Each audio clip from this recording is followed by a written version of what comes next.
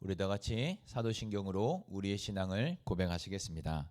전능하사 천지를 만드신 하나님 아버지를 내가 믿사오며 그 외아들 우리 주 예수 그리스도를 믿사오니 이는 성령으로 잉태하사 동정녀 마리아에게 나시고 본디오 빌라도에게 고난을 받으사 십자가에 못 박혀 죽으시고 장사하지 사흘 만에 죽은 자 가운데서 다시 살아나시며 하늘에 오르사 전능하신 하나님 우편에 앉아 계시다가 저리로서 산자와 죽은 자를 심판하러 오시리라.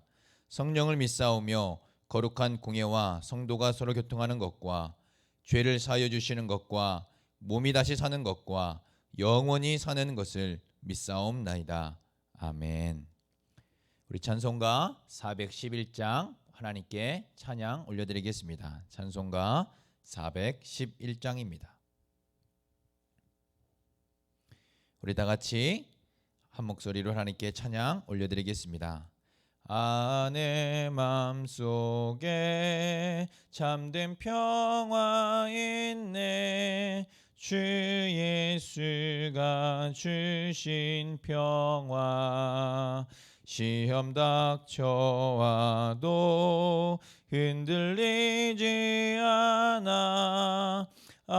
귀하다 이 평안함.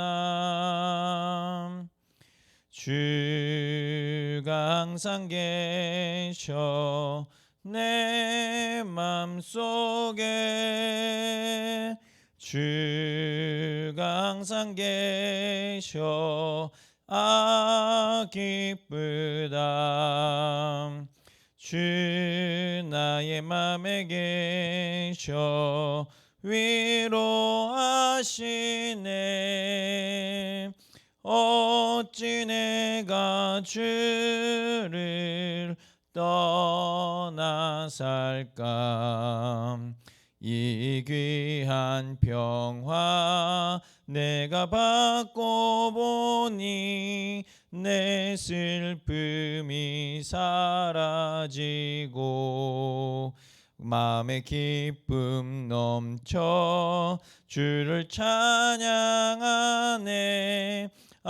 평화의 임금 예수. 주가 항상 계셔 내 맘속에. 주가 항상 계셔 기쁘다. 주 나의 맘에 계셔 위로하시네. 어찌 내가 주를 떠나 살까. 주 날개 아래 내가 사는 동안 이 보배를 빛내리라. 기쁜 그날이 와 주를 만나 뵐 때 그 평화 영원하리. 주가 항상 계셔 내 맘속에. 주가 항상 계셔 기쁘다. 주 나의 맘에 계셔 위로하시네. 어찌 내가 주를 떠나 살까. 아멘.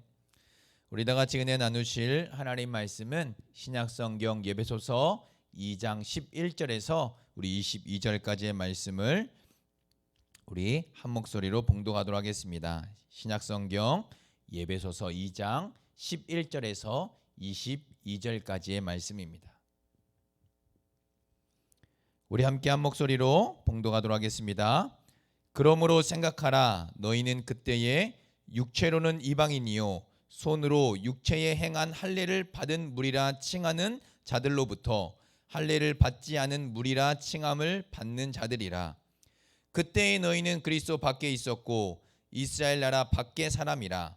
약속의 언약들에 대하여는 외인이요 세상에서 소망이 없고 하나님도 없는 자이더니 이제는 전에 멀리 있던 너희가 그리스도 예수 안에서 그리스도의 피로 가까워졌느니라. 그는 우리의 화평이신지라 둘로 하나를 만드사 원수된 것 곧 중간에 막힌 담을 자기 육체로 하시고 법조문으로 된 계명의 율법을 폐하셨으니 이는 이 둘로 자기 안에서 한 새 사람을 지어 화평하게 하시고 또 십자가로 이 둘을 한 몸으로 하나님과 화목하게 하려 하심이라. 원수된 것을 십자가로 소멸하시고 또 오셔서 먼데 있는 너희에게 평안을 전하시고 가까운 데 있는 자들에게 평안을 전하셨으니 이는 그로 말미암아 우리 둘이 한 성령 안에서 아버지께 나아감을 얻게 하려 하심이라. 그러므로 이제부터 너희는 외인도 아니요 나그네도 아니요 오직 성도들과 동일한 시민이요 하나님의 권속이라. 너희는 사도들과 선지자들의 터 위에 세우심을 입은 자라. 그리스도 예수께서 친히 모퉁이 돌이 되셨느니라. 그의 안에서 건물마다 서로 연결하여 주 안에서 성전이 되어가고 너희도 성령 안에서 하나님이 거하실 처소가 되기 위하여 그리스도 예수 안에서 함께 지어져 가느니라. 아멘. 오늘부터 우리는 예배소서 2장 11절부터 22절까지의 말씀을 살펴보면서 은혜를 나누고자 합니다. 먼저 오늘부터 살펴보고자 하는 예배소서 2장 11절에서부터 22절 말씀은 이방 신자들에게 초점을 맞추고 있습니다.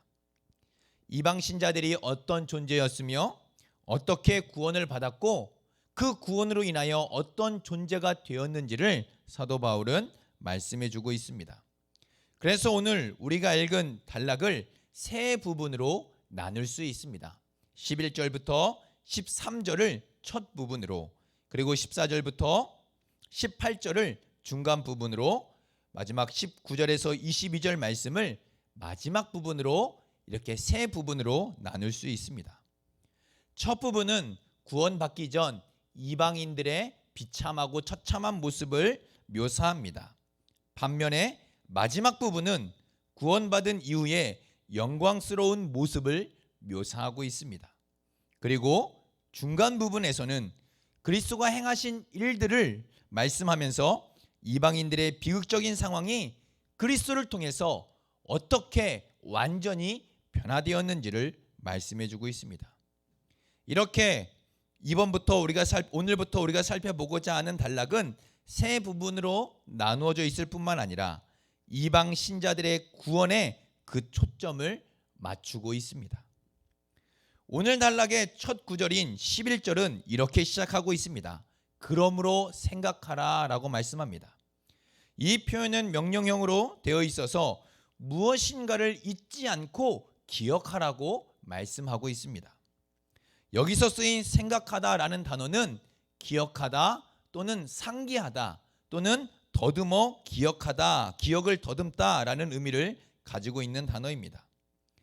이 표현은 우리가 지난 시간 살펴본 앞의 단락의 내용을 전제로 하고 있습니다.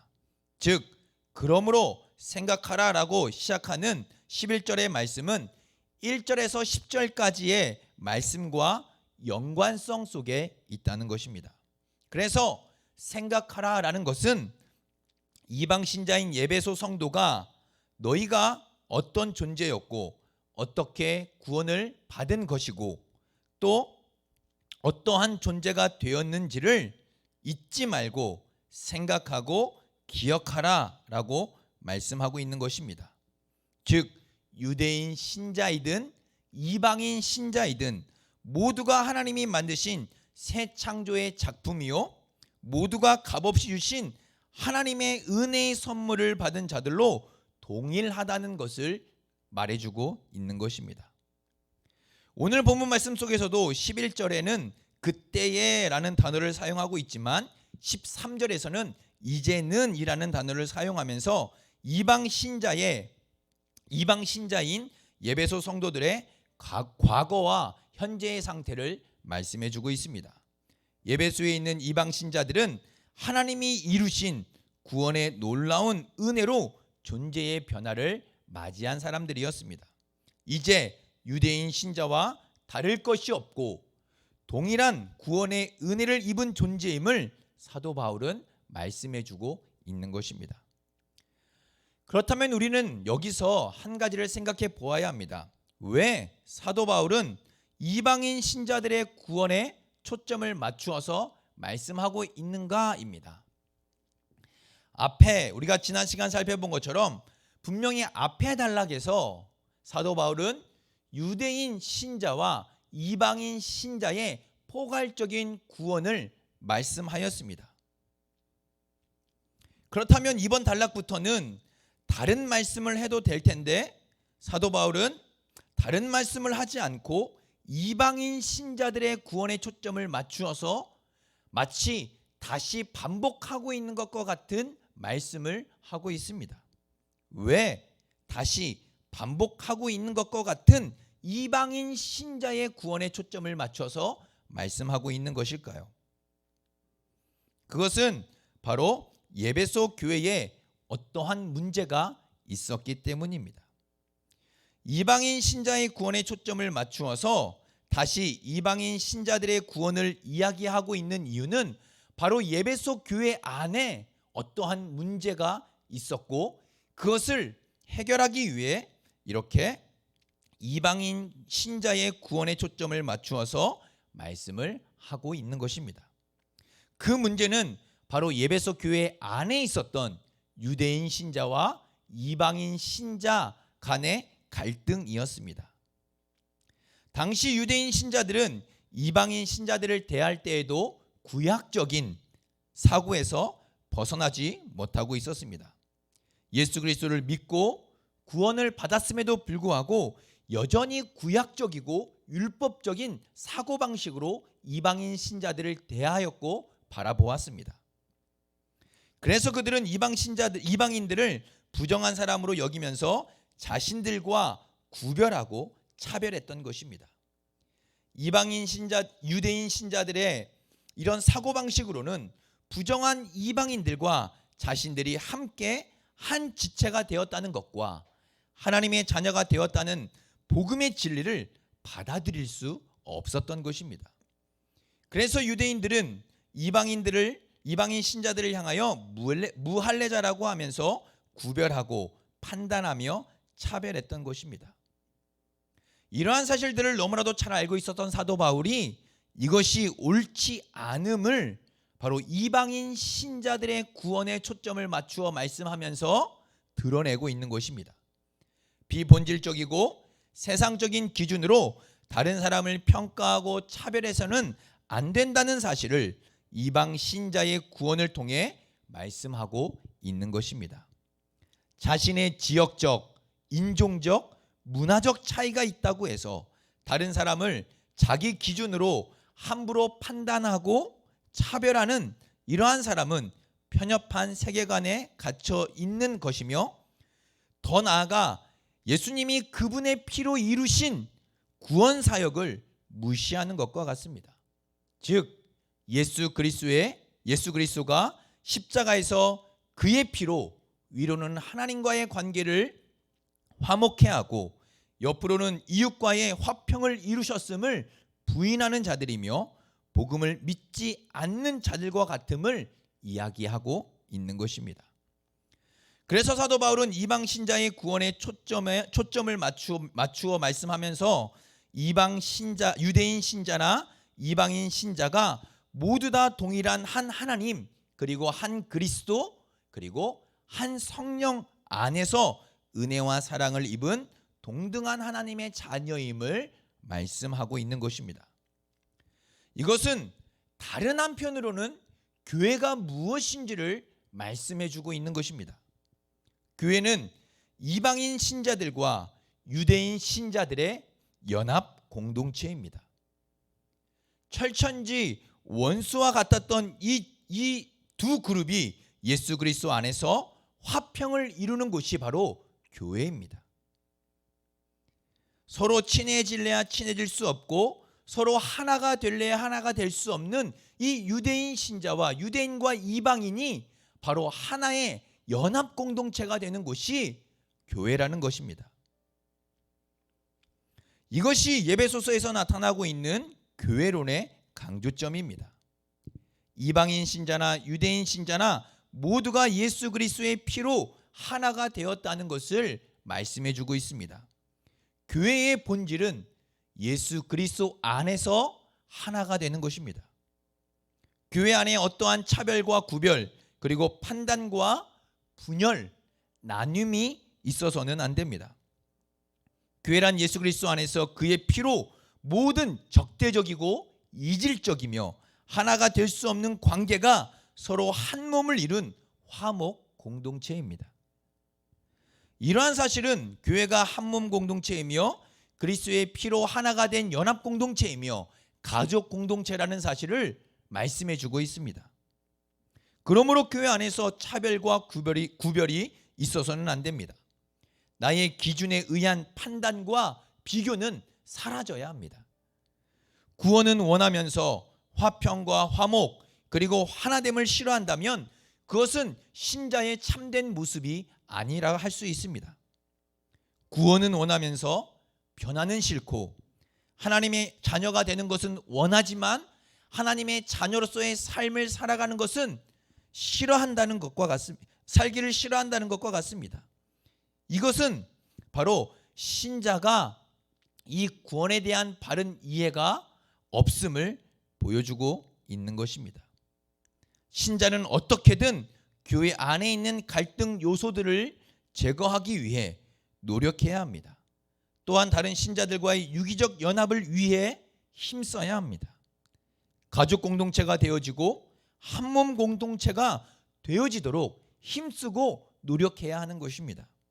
차별과 구별, 판단과 정죄, 그리고 분열과 서로 분파를 만드는 일은 교회에서 사라져야 함을 바로 오늘 사도 바울이 말씀하고 있는 이 본문 말씀을 통해서 깨달을 수 있게 됩니다.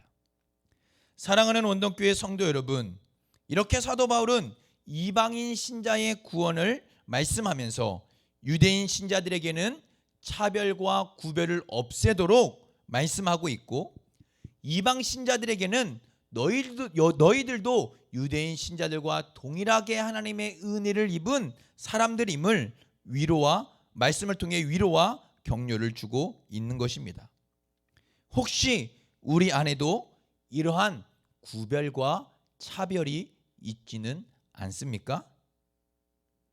하나님의 형상인 그 누군가를 미워하고 싫어하며 차별하고 구별하는 것은 그 존재를 만드신 하나님을 싫어하고 미워하는 것과 같습니다.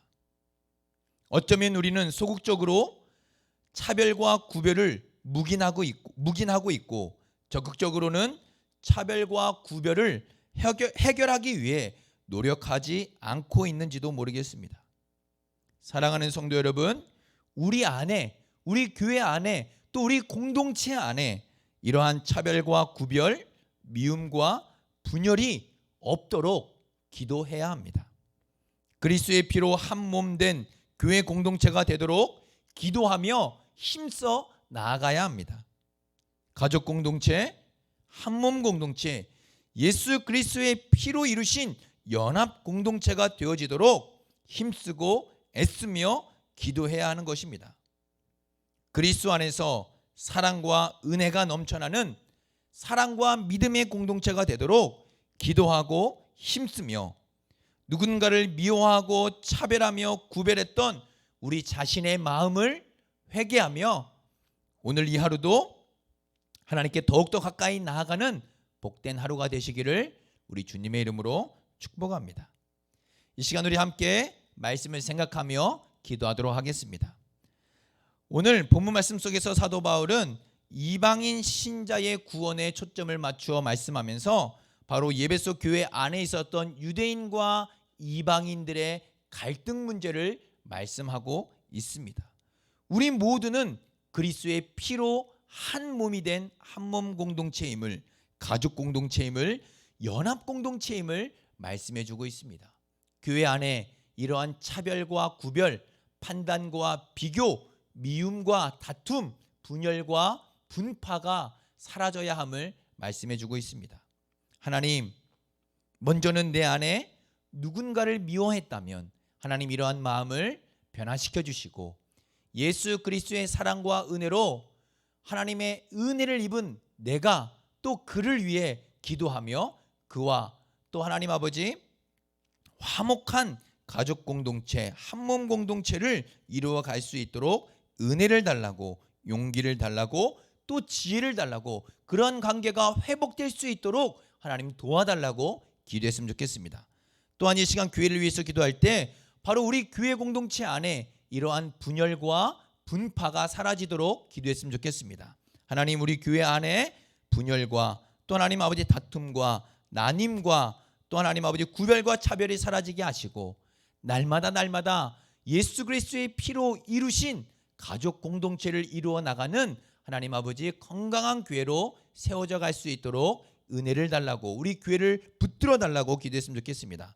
계속 진행 중에 있는 대신방과 양육학교를 위해서 기도해 주시고 또 연약한 우리 지체들을 위해서, 힘들고 어려운 우리 지체들을 위해서 또 함께 기도했으면 좋겠습니다. 마지막으로 우리 한임 목사님을 위해 영육간에 강건하게 붙잡아 주시고 성령으로 충만케 해달라고 우리 이것을 위해 함께 기도하도록 하겠습니다.